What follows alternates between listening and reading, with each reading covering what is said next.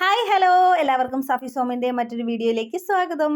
എനിക്ക് ഏറ്റവും ഇഷ്ടമുള്ള വേറൊരു പണിയാണ് ഈ മീൻ മുറിക്കുക എന്നൊരു പരിപാടി. എനിക്ക് ഭയങ്കര ഇഷ്ടമുള്ളൊരു പണിയാണ് മീൻ മുറിക്കുക. അപ്പോൾ ഞാൻ മീൻ മുറിക്കുകയാണ്. മീൻ മുറിക്കാൻ വേണ്ടിയിട്ട് എനിക്കങ്ങനെ വലിയ മീനല്ല കിട്ടിയത്, ഒരു മീനിൻ്റെ പകുതിയാണ് കിട്ടിയത്. അപ്പോൾ ആ മീൻ എനിക്ക് ചൂരയൊക്കെ എന്ന് പറഞ്ഞാൽ നമ്മൾ കഷ്ണമാക്കുമ്പോഴത്തേക്കും അത് എന്താ പറയുന്നത്, ഈ അലുവ പോലെ ഇരിക്കണം പീസാക്കുമ്പോൾ. അപ്പോൾ എനിക്ക് കിട്ടിയ മീനും അതുപോലെ നല്ല ഫ്രഷ് ആയിട്ടുള്ള ചൂര മീനിൻ്റെ പകുതിയാണ് കിട്ടിയത്. മുള്ളുള്ള സൈഡാണ് ഞാൻ വാങ്ങുന്നത് കേട്ടോ. എനിക്ക് ഈ മുള്ളുള്ള ആ ടൈപ്പാണ് ഇഷ്ടം. എന്നിട്ട് ഞാൻ അതിൽ നിന്ന് പീസ് മാറ്റിയിട്ട് മുള്ളും തലയും മാത്രം എടുത്ത് തേങ്ങ നമ്മൾ മുളക് പൊടിയൊക്കെ വറുത്ത് വയ്ക്കൂലേ, അങ്ങനെ വെച്ചു. അപ്പം ഞാനതൊരു റെസിപ്പി വീഡിയോ ആയിട്ട് എടുക്കാമെന്ന് വിചാരിച്ചു. പിന്നെ അതൊക്കെ മാറി, പിന്നെ വേറെ പല വീഡിയോ ആയിട്ട് മാറി. അപ്പം ഞാനിതിന് വോയിസ് കൊടുക്കുമ്പോൾ ഞാനൊരു മനസ്സിൽ പെട്ടെന്ന് എനിക്ക് വന്നൊരു കാര്യം എന്താണെന്നറിയോ? പണ്ട് ഈ മീൻ മുറിക്കാൻ എനിക്ക് ഭയങ്കര ഇഷ്ടമാണെന്ന് ഞാൻ പറഞ്ഞില്ലേ, ആ മീൻ മുറിക്കാൻ എനിക്ക് ഭയങ്കര ഇഷ്ടമായതുകൊണ്ട് എനിക്കൊരു മുട്ടം പണി കിട്ടിയിട്ടുണ്ട്. നല്ല പണി എന്ന് പറഞ്ഞാൽ ഒരു അടിപൊളി ഒന്നൊന്നര അടാറ് പണി എന്താണെന്ന് പറഞ്ഞാൽ, അപ്പം ഞാൻ ഇത് പറയുന്ന സമയത്ത് ഞാൻ മീൻ വെട്ടി കഴിയും കേട്ടോ. അപ്പം പണി എന്ന് പറഞ്ഞാൽ, പണ്ട് ഞാനൊരു 10ൽ പഠിക്കുന്ന സമയമാണെന്ന് തോന്നുന്നു, 10ലോ 9ലോ ഓർമ്മയില്ല, അതത്ര അങ്ങനെ സ്കൂളിൽ പഠിക്കുന്നൊരു സമയം. അപ്പം എൻ്റെ ഉമ്മാടെ വാപ്പ സുഖമില്ലാതെ കിടക്കുമായിരുന്നു. അപ്പം ഞാൻ ഉപ്പുപ്പാരെ വീട്ടിലായിരുന്നു. ആ സമയത്ത് അവിടെ മാമിയുണ്ട്, മാമാടെ വൈഫ് ഉണ്ട്. അപ്പം ഉപ്പ മരണപ്പെട്ട സമയത്ത് നമുക്ക് അവിടെ ഈ ആളുകളൊക്കെ ഉച്ചയ്ക്ക് ഉണ്ണാനൊക്കെ എല്ലാവരും കാണുമല്ലോ. അപ്പം മീൻ മേടിച്ചിട്ട് വന്നപ്പോൾ ഞാൻ വെട്ടാം മീൻ എന്ന് പറഞ്ഞ് ഒരു കുഞ്ഞു മീൻ എന്ന് പറഞ്ഞാൽ എനിക്കൊന്ന് ചാള എന്തോ ആണെന്ന് ഓർമ്മ, വളരെ ചെറുത്, ഒരു വലിയ ചട്ടി നിറച്ച്. ഞാൻ വലിയ കാര്യത്തിൽ ആദ്യം ഇരുന്ന് വെട്ടി അവസാനമായപ്പോഴില്ലേ എനിക്ക് ഇരിക്കാൻ പറ്റാണ്ടായി. അതായത് കാലൊക്കെ വേദന എടുക്കുന്നു. എന്നാൽ ഒരൊറ്റ മനുഷ്യൻ തിരിഞ്ഞു നോക്കുന്നില്ല. ഞാൻ വിചാരിച്ചു ആരെങ്കിലും ഒന്ന് വന്നിരുന്നെങ്കിൽ എന്ന് വിചാരിച്ചു. പക്ഷെ ആരും വന്നില്ല. ഞാൻ ഈ ഫുൾ മീനും അവിടെ ഇരുന്ന് ഞെളി പിരി കൊണ്ട് വെട്ടി തീരാറായപ്പോഴത്തേക്ക് എന്താണ് മാമി ഒന്ന് കൈ ഒഴിഞ്ഞത് കേട്ടോ. മാമി പെട്ടെന്ന് ഓടി വന്ന് ബാക്കി ഹെൽപ്പ് ചെയ്ത് തന്നെ. അപ്പോൾ അത് പെട്ടെന്ന് എനിക്ക് ഓർമ്മ വന്നു. കാരണം മീൻ വെട്ടാൻ ഇഷ്ടമാണ് എന്ന് പറഞ്ഞ് പിടിച്ചു മേടിച്ച ഒരു മുട്ടൻ പണിയായിരുന്നു അതിപ്പോഴും ഓർക്കുമ്പോഴത്തേക്കും ഞാനന്നവിടെ ഇരുന്ന് നമ്മൾ കുറേ സമയം ഇരിക്കുമ്പോൾ നമുക്ക് ഈ നടുവൊക്കെ കഴിച്ച് കാലൊക്കെ കഴിച്ചിങ്ങനെ നമുക്കൊരു വല്ലാതെ ആവൂലേ. അങ്ങനെ ഒരു പണി കിട്ടി കുട്ടികളെ, പണി കിട്ടി. അപ്പം ഞാൻ ചൂരമീൻ നല്ല വൃത്തിയാക്കി അതിൻ്റെ എന്താ പറയുക, ഈ ഒരു സാധനം ഉണ്ടാവുമല്ലോ, ഒരുമാതിരി എൻ്റെ ഒരു എന്താ പറയുക അതിൻ്റെ പേര്, പിനാല്, നമ്മളിവിടെയൊക്കെ പിനാല് എന്നൊക്കെ പറയും. അപ്പോൾ അതൊക്കെ ഒന്നെടുത്ത് മാറ്റി നല്ല മീൻ കറി വെക്കാനുള്ള പീസ് വേറെ, പൊരിക്കാനുള്ള പീസ് വേറെ ആയിട്ട് കട്ട് ചെയ്ത് മാറ്റി. അപ്പം ഞാൻ ഇതിന് വേണ്ടിയിട്ട് ഉപയോഗിക്കുന്ന സാധനങ്ങളുടെ റെസിപ്പി ഞാൻ ജസ്റ്റ് ഒന്ന് പറഞ്ഞു പോവാം. അതെന്ന് പറഞ്ഞാൽ ഞാൻ മുളക് പൊടി, മല്ലിപ്പൊടി, മഞ്ഞൾപ്പൊടി, കുരുമുളക് പൊടി, ഉലുവാപ്പൊടി, പിന്നെ പിരിയം മുളകും സാദാ മുളകും ഞാൻ ഇടുന്നുണ്ട് കേട്ടോ. ഞാൻ സെപ്പറേറ്റ് ആണ്. പിരിയം മുളക് ഇപ്പോൾ അങ്ങനെ കിട്ടാനില്ല. ഇവിടെ കിട്ടുന്നത് കാശ്മീരി ചില്ലിയും പിരിയൻ മുളകും രണ്ടാണെന്നാണ് ഇപ്പോൾ എനിക്ക് കിട്ടിയ അറിവ്. അപ്പോൾ ഞാനത് രണ്ടും കൂടെ മിക്സ് ചെയ്ത് പൊടിപ്പിക്കുമ്പോഴും നല്ല എരിവ്. പിന്നീടാണ് മനസ്സിലായത് ഈ പിരിയൻ മുളകും എരിവ് കൂടുതലാണ് എന്ന്. അപ്പം ഞാനങ്ങനെ കാശ്മീരി ചില്ലി പൗഡർ സെപ്പറേറ്റ് വാങ്ങിച്ചിട്ട് മുളക് പൊടിയും അത് സെപ്പറേറ്റ് ഇടുക ചെയ്യില്ല. അപ്പം ഞാൻ 1 ടീസ്പൂൺ നമ്മുടെ നോർമൽ മുളകും 1 ടീസ്പൂൺ കാശ്മീരി ചില്ലിയുമാണ് ഇടുന്നത്. നമ്മളെ എരിവിനനുസരിച്ച് നമുക്ക് ഇടാം. എൻ്റെ ഇവിടെ പൊതുവേ വീട്ടിൽ എരിവ് കുറവാണ്, എരിവ് കുറച്ചാണ് ഇടുന്നത്. പച്ചമുളകാണെങ്കിലും എല്ലാം എരിവ് കുറച്ചാണ് ഇടുന്നത്. അങ്ങനെ എരിവ് അധികമായിട്ട് ഇടലില്ല. അപ്പോൾ എല്ലാവരുടെയും വീട്ടിൽ എത്രയാണോ എരിവ് വേണ്ടത് അതനുസരിച്ച് മുളക് പൊടി എടുക്കുക, മല്ലിപ്പൊടി എടുക്കുക, മഞ്ഞൾപ്പൊടി എടുക്കുക. അപ്പം നമ്മൾ എടുക്കുന്ന മുളക് പൊടി 2 ടീസ്പൂൺ മുളക് പൊടിക്ക് 1.5 ടീസ്പൂൺ മല്ലിപ്പൊടി മതിയാവും. ഞാനങ്ങനെ എടുക്കാം. 1/4 ടീസ്പൂൺ മഞ്ഞൾപ്പൊടി, കുരുമുളക് പൊടി ആവശ്യത്തിന് ഒരു ടേസ്റ്റിന് വേണ്ടിയിട്ട്. പിന്നെ ഞാൻ ഉലുവാപ്പൊടിയും എടുക്കുന്നുണ്ട്. ഇത്രയും കൂടെ നന്നായിട്ടൊന്ന് ചെറുതായിട്ട് ചെറിയൊരു ചീനിച്ചട്ടി അടുപ്പിൽ വെച്ച് അതിനകത്തോട്ട് എണ്ണ ഒഴിക്കുക. എണ്ണയോ സൺഫ്ലവർ ഓയിലോ എന്തെന്ന് വെച്ചാൽ ഒഴിക്കുക. അതിലോട്ട് ഈ എണ്ണയൊന്ന് ചൂടാവണം, കരിഞ്ഞു പോവരുത്. തീ വളരെ കുറച്ച് വെക്കുക. എന്നിട്ട് നമ്മൾ ഈ പൊടികളെല്ലാം ഇട്ട് കൊടുക്കുക. എന്നിട്ട് നന്നായിട്ടൊന്ന് മൂപ്പിക്കുക, കരിയരുത്. മൂപ്പിച്ച് കൊടുത്തതിന് ശേഷം അതിലോട്ട് നമ്മൾ കുറച്ച് തേങ്ങ ഒന്നിട്ട് ആ മുളക് പൊടിയൊക്കെ ഒന്ന് മിക്സ് ചെയ്തെടുത്താൽ മതി. എന്നിട്ട് നമുക്ക് അരച്ചെടുക്കാം, അത്രയേ ഉള്ളൂ. പിന്നെ ഒരു പുളി കുറച്ച് കൂടുതലെടുത്തോ. സാധാരണ ഞാൻ പുളി കുറച്ചാണ് എടുക്കുന്നത്, പക്ഷേ ഇപ്പം കുറച്ച് ദിവസമായിട്ട് ഞാൻ പുളി കുറച്ച് കൂടുതലെടുക്കാം എന്ന് വിചാരിച്ചു. അപ്പം ഞാൻ പറഞ്ഞില്ലേ, ഞാൻ റെസിപ്പി വീഡിയോ എടുക്കാം എന്നാണ് വിചാരിച്ചത്. പിന്നീട് എനിക്ക് ആ സ്റ്റാൻഡ് അവിടെ നിന്ന് മാറ്റാൻ തോന്നിയില്ല, അതുകൊണ്ട് ഞാനത് അവിടെ തന്നെ വെച്ചു. പിന്നെ ഇത് ഫ്രണ്ട് ക്യാമറയിലാണ് ഈ വീഡിയോ എടുക്കുന്നത്.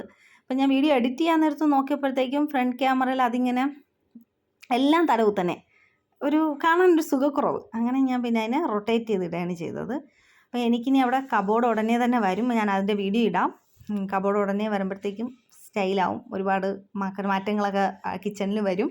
ഇതിപ്പോൾ കിച്ചണിലെ എല്ലാ സാധനങ്ങളും ഇങ്ങനെ നിരത്തി വെച്ചിരിക്കുകയാണ്. കേക്കിൻ്റെ നമ്മുടെ സ്റ്റാൻഡ് മിക്സറും നൈം കട്ടറും അങ്ങനെയുള്ള എല്ലാ സാധനങ്ങളും അവിടെ ആയിട്ടൊക്കെ ഉണ്ട്. അതിൻ്റെ ഇടയിൽ എനിക്ക് കേക്ക് ചെയ്യുന്ന വീഡിയോ ഇടണമെന്നുണ്ട്. നമ്മുടെ banana cake, carrot cake, dates ഒക്കെ ഇടണമെന്നുണ്ട്. അപ്പോൾ ഉടനെ തന്നെ ആ വീഡിയോസൊക്കെ ഞാൻ ഇടാൻ ശ്രമിക്കും. കാരണം അടുത്ത ആഴ്ചയൊക്കെ എന്തായാലും ഞാനൊന്ന് സെറ്റാവും. നമ്മളിങ്ങനെ ഓരോ വീട് മാറുമ്പോഴും നമ്മളവിടെ സെറ്റായി വരാൻ കുറച്ച് സമയം എടുക്കും. ജനലിലൊക്കെ ഇരിക്കുന്നത് എൻ്റെ ചെടികളാണ് കേട്ടോ. അപ്പം എന്തോ പറയുമല്ലോ, ഞാനിങ്ങനെ മസാലയൊക്കെ എടുത്ത് നിങ്ങളെ കാണിച്ച് സംസാരിക്കുകയാണ്. ഞാനിത് ഇടുകയാണ്, അതിടുകയാണ്, കുരുമുളക് പൊടിയാണെന്നൊക്കെ ഞാനിങ്ങനെ പറയുകയാണ്. അപ്പം ഞാനിത് ചെയ്യുന്നതിൻ്റെ റെസിപ്പി ഞാൻ കുറച്ച് നേരത്തെ ഞാൻ പറഞ്ഞായിരുന്നു. അപ്പോൾ വീഡിയോ കാണുമ്പോൾ എല്ലാവർക്കും അത് മനസ്സിലാവും. അപ്പം ഇതിൻ്റെ കൂട്ടത്തിൽ തന്നെ വേറൊരു കാര്യം പറയട്ടെ. ഞാൻ ഇപ്പോൾ 2 ദിവസമായിട്ട് ഞാൻ എൻ്റെ പഴയ വീടിനെക്കുറിച്ചും കുട്ടിക്കാലത്തെക്കുറിച്ചും ഒക്കെ പറയുന്നുണ്ട്. അപ്പം ഞാൻ ഈ കിച്ചണിൽ നിൽക്കുമ്പം ഇപ്പം ഇത് വോയിസ് ഓവർ കൊടുക്കുമ്പോൾ ഞാൻ ആലോചിക്കുകയാണ്, ഞാൻ ജീവിതത്തിൽ ചിന്തിച്ചിട്ടില്ല ഞാൻ ഇങ്ങനെയെങ്കിലും ഒരു അടുക്കളയിൽ നിന്ന് ഇതുപോലൊരു സെറ്റപ്പിൽ നിന്നിട്ട് ഞാനൊരു യൂട്യൂബിൽ വീഡിയോ ഇടുമെന്നോ അല്ലെങ്കിൽ ഞാനിങ്ങനെ പാചകം ചെയ്യുമെന്നോ അങ്ങനെയൊന്നും ഞാൻ ചിന്തിച്ചിട്ടില്ല. പക്ഷേ ഞാൻ ചിന്തിക്കുന്നതിനും അപ്പുറമായിട്ടുള്ള ഒരു രീതിയിൽ ആ ഒരു അവസ്ഥയിലോട്ട് ഞാൻ എത്തിപ്പെട്ടു. അതിനൊക്കെ എനിക്ക് ഭയങ്കര ഒരു ഭാഗ്യം പോലെ നമ്മളെല്ലാം നേടി. ഞാനിങ്ങനെ ഇത് പറഞ്ഞുകൊണ്ടിരിക്കുന്ന സമയത്ത് ഞാനിങ്ങനെ പൊതുവേ വാർത്തകൾ അങ്ങനെ കാണൽ കുറവാണ് കേട്ടോ. അപ്പം ഞാൻ ഇടയ്ക്ക് സംസാരിച്ചുകൊണ്ടിരുന്ന സമയത്താണ് വേറൊരു വാർത്ത ഹസ്ബൻഡ് കണ്ടുകൊണ്ടിരുന്നത്. അപ്പോൾ ഏട്ടനത് കണ്ടുകൊണ്ടിരുന്നിട്ട് എൻ്റെ അടുത്ത് വന്ന് അതിനെക്കുറിച്ച് പറയുകയാണ്. ഞാൻ ഈ ചില നെഗറ്റീവ് എന്നല്ല, മാനസികമായിട്ട് ബുദ്ധിമുട്ട് തോന്നുന്ന ഒരു ന്യൂസും അങ്ങനെ കാണാൻ പോവില്ല. അതെനിക്ക് ഭയങ്കര ബുദ്ധിമുട്ടുണ്ടാക്കുന്നത് കൊണ്ട് ഞാനത് കാണാറില്ല. പക്ഷേ ഞാൻ ഈ വീഡിയോയിൽ ഭയങ്കര ഹാപ്പിയായിട്ട് സംസാരിക്കുന്നുണ്ട്. പക്ഷേ എനിക്ക് പറയാനുള്ള വിഷയം പെട്ടെന്ന് എനിക്ക് തോന്നി, അതിനെക്കുറിച്ച് പറയണമെന്ന് തോന്നി. അതുകൊണ്ടാണ് അത് പറയാം എന്ന് വിചാരിച്ചത്. നമ്മുടെ ഇപ്പോഴത്തെ സമൂഹത്തിൽ ഇപ്പം എനിക്ക് അത്യാവശ്യം എനിക്ക് ചില കാര്യങ്ങൾ അറിയാം, ചില കാര്യങ്ങൾ അറിഞ്ഞുകൂടാ. എല്ലാവരും അങ്ങനെയാണ്, ചില കാര്യങ്ങൾ അറിയാം, ചില കാര്യങ്ങൾ അറിഞ്ഞുകൂടാ. അപ്പം ആളുകൾ അറിഞ്ഞുകൂടാത്ത കാര്യം എനിക്കറിയാം എന്ന് വിചാരിച്ച് ഓരോന്ന് ചെയ്ത് കൂട്ടുന്നതിൻ്റെ ഫലമായിട്ട് നമുക്ക് പലതും നഷ്ടപ്പെട്ടു പോകാറുണ്ട്. അങ്ങനെ ഇപ്പം തിരുവനന്തപുരത്ത് ഒരു ഉമ്മായും ഒരു കുഞ്ഞും ആണ് മരണപ്പെട്ടത്. കാരണം ഭർത്താവിൻ്റെ നിർബന്ധപ്രകാരം 4ാമത്തെ കുട്ടിയെ ഡെലിവറി ചെയ്യുന്നത് വീട്ടിൽ. അപ്പം അവർക്ക് അത്യാവശ്യം വെയിറ്റ് ഉണ്ടായിരുന്നു. 3 കുട്ടിയും സിസേറിയൻ ആയിരുന്നു. 3ാമത്തെ കുട്ടിയുടെ സിസേറിയൻ കഴിഞ്ഞ് 1 വർഷമേ ആയുള്ളൂ. അപ്പോൾ അത്രയും എന്ത് മനുഷ്യരാണ് നമുക്ക് ചുറ്റുമെന്നാണ് ആലോചിക്കുന്നത്. സ്വന്തം ഭാര്യ മരണത്തോട് മല്ലിട്ട് അവരെന്തുമാത്രം വേദന അനുഭവിച്ചായിരിക്കും മരണപ്പെട്ടത്. അവരുടെ ആ സ്റ്റിച്ച് പൊട്ടുകയും അത്രയും പെയിൻ, ഡെലിവറി പെയിൻ, കുഞ്ഞ് പകുതി വരെ ഇരിക്കുന്ന ആ ഒരു പെയിൻ.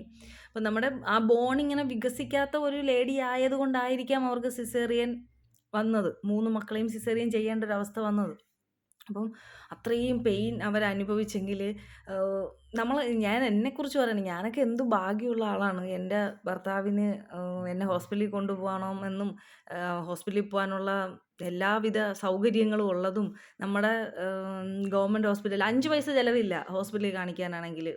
എന്ത് കാര്യത്തിനും നമുക്ക് ഹോസ്പിറ്റലിൽ കാണിക്കാൻ ഗർഭിണികൾക്കും കുട്ടികൾക്കും ഗവൺമെൻറ് ഹോസ്പിറ്റലിൽ ഫ്രീ ആണ് ചികിത്സ. സ്കാനിങ് ആവട്ടെ, മെഡിസിൻ ആവട്ടെ, എന്തും ഫ്രീ ആണ്. അപ്പം അത്രയും സൗകര്യങ്ങളുള്ള ഒരു സ്ഥലത്ത് ഒരു പ്രഗ്നൻ്റ് ആയ സ്വന്തം ഭാര്യയെ ഹോസ്പിറ്റലിൽ കൊണ്ട് കാണിക്കാൻ പോലും മനസാക്ഷി ഇല്ലാത്ത മനുഷ്യരാണല്ലോ എല്ലാവരും. ഒന്നുമല്ല കേട്ടോ, 99% ആളുകൾക്കും സാമാന്യ ബുദ്ധിയൊക്കെ ഉണ്ട്. ഒരു ഭാര്യയ്ക്ക് ഇപ്പം ഒരു പ്രഗ്നൻസി എന്ന് പറഞ്ഞവർ സ്റ്റാർട്ടിങ്ങിലെ ആദ്യം ഹോസ്പിറ്റലിൽ കൊണ്ടുപോകുന്നത് ഭർത്താവായിരിക്കും. ഈ എന്ത് പറയണമെന്ന് എനിക്ക് അറിഞ്ഞൂടാ. ഇങ്ങനെ ആളുണ്ടല്ലോ, അവരനുഭവിച്ച ആ വേദന, അവസാനത്തെ ആ ഒരു സന്ദർഭം ഉണ്ടല്ലോ, ഒന്നുകിൽ ഈ പുള്ളിക്കാരെ ഉപേക്ഷിക്കും, അല്ലെങ്കിൽ മരിക്കും.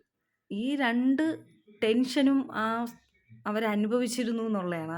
ആ സഹോദരി അനുഭവിച്ചിരുന്നു എന്ന് പറയുമ്പോഴത്തേക്കും മാനസികമായിട്ട് ഭയങ്കര ഒരു പ്രയാസം. ഈ കണക്കിനാണ് ഇപ്പം എൻ്റെ ഭർത്താവിന് അല്ലെങ്കിൽ ഇപ്പം എന്നെ വേറൊരു ആൾ കല്യാണം കഴിച്ചിരുന്നു. ഇപ്പം ഇങ്ങനെ ചിന്താഗതിയുള്ള ഒരാൾ കല്യാണം കഴിച്ചിരുന്നെങ്കിൽ എൻ്റെ ഡെലിവറി രണ്ടും ഒക്കെ നോർമലായിട്ട് നടന്നേനെ.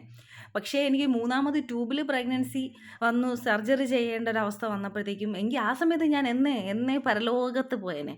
അപ്പം ഭാഗ്യമാണ് നമുക്ക് അത്യാവശ്യം നല്ല രീതിയിൽ നമ്മളെ കെയർ ചെയ്യുന്ന ഒരു ഭർത്താവിനെ കിട്ടിയത് തന്നെ.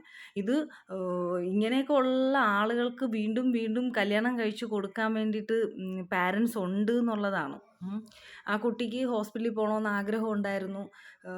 അതിൻ്റേതായ പ്രശ്നങ്ങളുണ്ടായിരിക്കുമല്ലോ. ഇപ്പം നോർമൽ ഒരു പ്രഗ്നൻസി എന്ന് പറയുമ്പം തന്നെ നമുക്ക് ഒരുപാട് നടുവേദന, വയറുവേദന, ഛർദിൽ അങ്ങനെയൊക്കെ ഉണ്ടാവും. അപ്പം മൂന്നാമത്തെ കുട്ടിക്ക് വന്നിട്ട് 1 വയസ്സേ ഉള്ളൂ. അപ്പോൾ പിന്നീട് അടുത്ത പ്രഗ്നൻ്റ് ആയി 4ാമത്തെ കുട്ടിയെ പ്രഗ്നൻ്റ് ആവുന്നു. അപ്പോൾ അതിൻ്റേതായ ബുദ്ധിമുട്ടുകളെല്ലാം ആ കുട്ടിക്ക് ഉണ്ടായിരുന്നിരിക്കാം. എന്നിട്ട് പോലും ഒന്ന് ഹോസ്പിറ്റലിൽ കാണിക്കുകയോ ഒരു മെഡിസിൻ എടുക്കുകയോ ഒന്നും ചെയ്തില്ല എന്ന് പറയുമ്പോഴത്തേക്കും നമ്മുടെ സമൂഹം ഇതെങ്ങോട്ടാണ് പോകുന്നതെന്ന് ചോദിച്ചാൽ എനിക്കറിയില്ല. എന്ത് പറയണമെന്ന് എനിക്കറിയില്ല. എന്താണ് ഇതിന് പരിഹാരമെന്ന് ചോദിച്ചാൽ അതും എനിക്കറിയില്ല. ഒന്നാമത്തെ കാര്യം എന്ന് പറഞ്ഞാൽ പറയുന്നത് വളരെ വളരെ വിഷമത്തോടെ പറയാൻ പറ്റുന്നത്, ഈ ചില ആളുകൾ ഒരു വിവരവുമില്ലാതെ ഒരു മൈക്കും എടുത്തു വെച്ച് നിന്ന് വായി തോന്നുന്നതൊക്കെ വിളിച്ചു പറയും.